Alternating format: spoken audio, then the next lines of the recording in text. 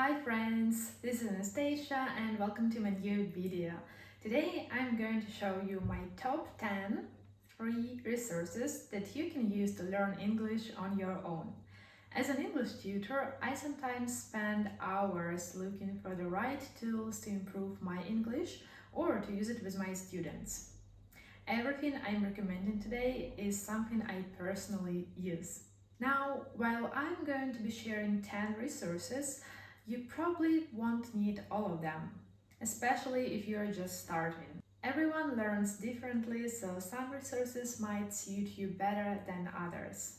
All the links to these resources are in the description below, so don't forget to hit the subscribe button and let's dive right in. And the first resource I'm gonna share is EngVid. EngVid is a real treasure trove. It's packed with videos for all levels covering a wide range of different topics. Let's check their website really quickly. If you open their website, you'll see a welcome page like this one, and you just need to go to all lessons. And now, here you can see that you can choose the level, just a moment, the level of your lesson. You can choose beginner, intermediate, or advanced. Let's choose the beginner level for now. You can choose the topic if you're interested in business English or exams preparation, culture and tips, and maybe grammar, whatever. Let's just click on grammar. And you can choose a teacher. All the teachers on EngVid are amazing. I love all of them, so I'm not going to choose a specific teacher, but after you watched some of the teachers, maybe you'll have your favorites. So let's just find lessons with this filter for level and topics. And you get a lot of videos for your search. So let's just click on the first video. So you get the video, and this is a 21-minute lesson. 21-minute lesson that you can watch. You can learn a lot of new things from this video. This is, by the way, this is Love and Grammar, English for online dating, so maybe something you're interested in. And after that, you can do a quiz. So if you click on quiz, you can check yourself and see how well you understood the material. And down here, you have a comment section as well, where you can maybe ask a question or you can thank your teacher for an amazing lesson. The next resource I'm recommending is 6 Minute English. 6 Minute English is a fantastic podcast by BBC Learning English. Let's check their website. I guess you figured out from the name that each episode is only 6 minutes long. That's why it's called 6 Minute English. So you can listen to this podcast on their website, or you can find it on YouTube as well. There is a whole playlist called 6 Minute English by BBC Learning English. And then if you go to their website, you can choose any podcast, like let's click on this one, The Science of Falling in Love. We're all about love today, so you'll see the podcast, the 6 minute lesson here. You can listen to it right here, or you can download it for free and enjoy it while you're taking a walk, for example. Or you can also see the transcript here, so you don't have to download anything. And you can download a free worksheet to work on your comprehension and to see how well you understood the podcast. This is amazing. So if you have 6 minutes a day, and I'm sure you have 6 minutes a day, you should definitely try this out. Of course, if you're going to do the worksheet, and if you're going to work on some vocabulary that maybe is new for you, it will take more than 6 minutes, but still you have the opportunity to listen for it just for 6 minutes, maybe today, and then tomorrow you listen to it again and you understand more, and then maybe on third day you're working with the worksheet to see how well you understood it 2 days ago. Yeah. So let's move to our next resource, which is Cambridge Dictionary. Here you could use Oxford Dictionary or Merriam-Webster Dictionary as well, but why do I recommend using dictionary instead of a translator? There are a lot of reasons, so let's just check our Cambridge Dictionary. First of all, you can choose a bilingual dictionary. So if you click here, it will give you a great choice of languages like English Chinese, English Dutch, English French. I'm choosing English Russian because Russian is my native language. And let's just check something out here. Let's take a phrase to begin with. What does it mean? Begin. It gives you the word begin. It gives you the definition of the word to start to do something. It gives you the translation of the word to the language you've chosen, начинать for me. And it gives you the examples or the context where you can see this word. The children began to cry. Now, you probably noticed that I wrote down to begin with, but I'm getting just begin. So if you move down, you'll have your phrase. It starts from the lowest level, like this is A2, A1 levels. And if you move down to B1, B2 levels usage of this word, we have some phrases to begin with, yeah? And it gives you the translation again, the definition, and the example. This is wonderful. So it's translator, plus it gives you the context, plus it gives you definition, which is great for expanding your vocabulary, plus you can check the pronunciation, the British version, begin, and the American one. begin. Also, as we know, begin is an irregular verb, so you can check the three forms of the verb here: the present participle, the past tense, and the past participle.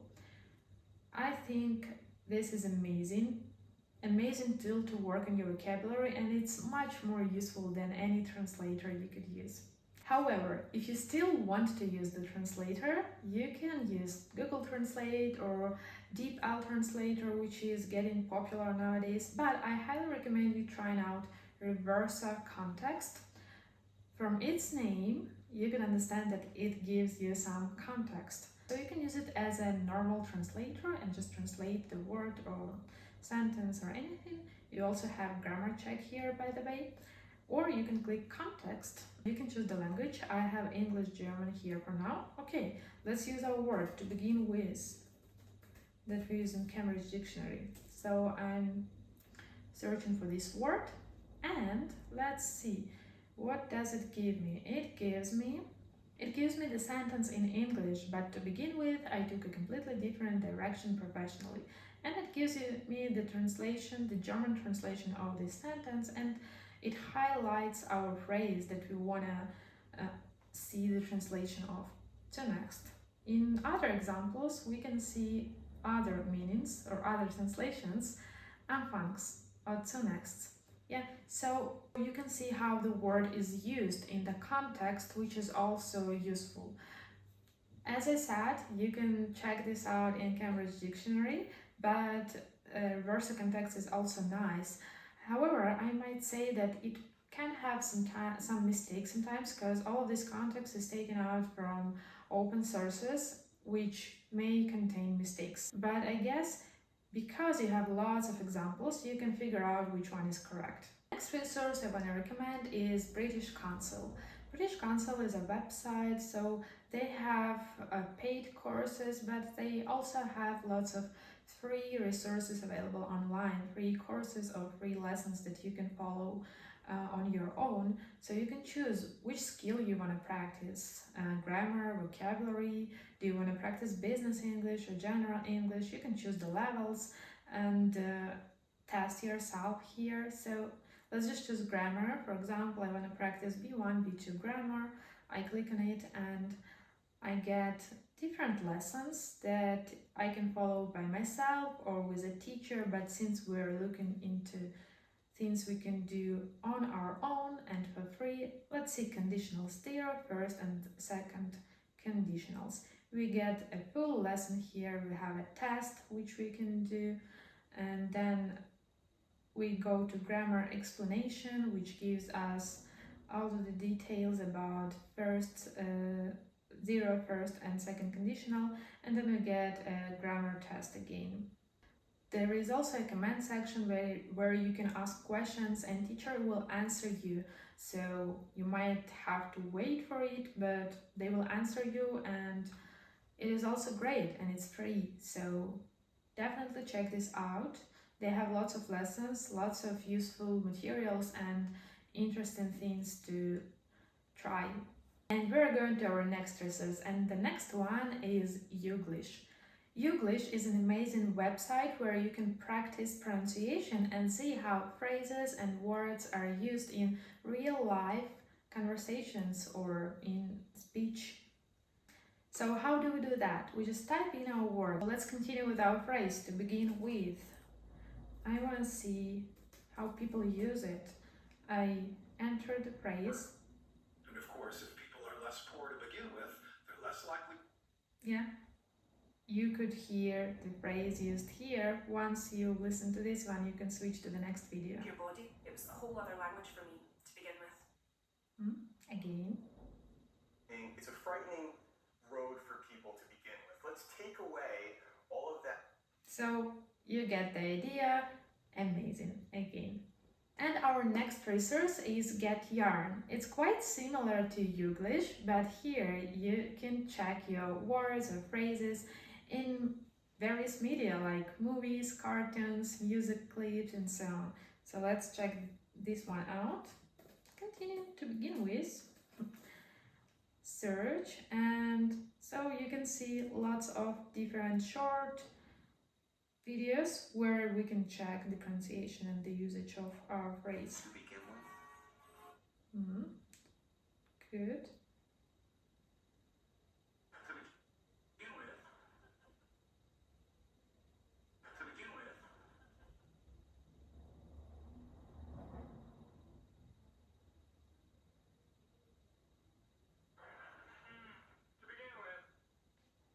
So you got the idea. This website is very popular among TikTokers and people who make these short videos about the pronunciation of some phrases and so on. So while this is an amazing resource, we are moving forward to the next one, which is Quizlet. Maybe you've heard of Quizlet before because it's quite popular. It's a flashcard app, and not only flashcards, because you can do the tests and other ways to practice vocabulary on Quizlet, but still it gamifies your experience and it helps you improve vocabulary in a fun way. So let's check this out.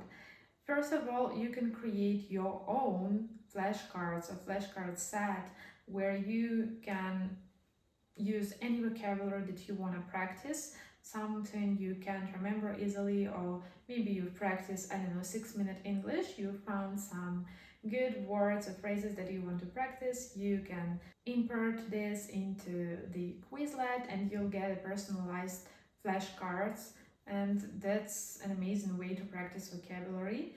But also you can find ready-made flashcard sets from other users. If you're a beginner, you can find the two sides like English word and translation or English word and picture. If your level is a little bit higher, it's not so good for you to learn this way, just word translation. You should opt for a definition. So you get the definition of the word or phrase, and on the other side of your flashcard, you get this word or this collocation, whatever you are studying. So you can find some popular creators on Quizlet and use their flashcards, or you can just, for example, if you just studied numbers in English, I don't know, or you studied vocabulary connected to cooking, you can find it on Quizlet and practice to maybe learn some more vocabulary, or you can use it to create your own flashcard set, which is of course better because it's a personalized way of doing that. And we're moving to our favorite resource of all times, which is YouTube. Of course, you know about this resource, and I just couldn't skip this one because YouTube is fantastic. You can find anything on YouTube. You can find a lot of teachers who explain English in your native language. You can find vlogs in English. You can find any video that interests you in English, and this way you can practice your listening comprehension. You can watch videos and you can watch whatever it is you want, but in English, which will help your English a lot. So don't disregard this resource, it's amazing. You can find probably anything here, and I'm not gonna talk too much about YouTube because obviously you know what YouTube is and how to use it. Just use it at your max, okay? And we are moving to our last but not least resource that I personally really love, and that I've been using more and more recently is ChatGPT. Now, a lot of people don't understand how to use ChatGPT to learn English, and I think I'm going to make a whole video explaining on how you can do that. But if we're going to be really brief here, you can create a personalized learning plan with ChatGPT. You can use it as your own tutor who will have 1-hour lessons with you 3 times a week, where you can ask it any grammar or vocabulary questions you have, or just anything you want to know about English, who you can practice chatting with, who can help you understand some complicated articles or text by adapting it to your level or explaining some vocabulary or rules, whatever. There are tons of things you could do with ChatGPT. You just need to use good prompts, and that's all. Of course, ChatGPT can make mistakes, we all know that, but so do teachers, so do people who can make mistakes. It's okay. So, these are my top 10 resources to learn English by yourself and for free. Let me know which one is your favorite. I can say about myself that I have a top 3. These are ChatGPT, YouTube, and EngVid. But yeah, let me know which one is your favorite, or maybe you have some recommendations that we can add to this list. If you enjoyed this video, don't forget to like it and subscribe. Your support means so much to me since I'm just starting my channel, and I will see you in the next video. Bye bye!